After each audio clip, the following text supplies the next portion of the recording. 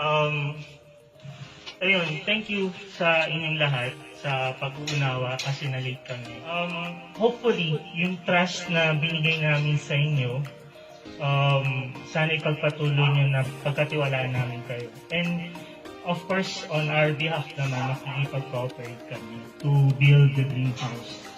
Diba? And yun, maraming salamat and God bless. Sana continuous yung project and wala na sana pabili. Thank you. 1, 2, 3, go! Project Desambrona! Okay.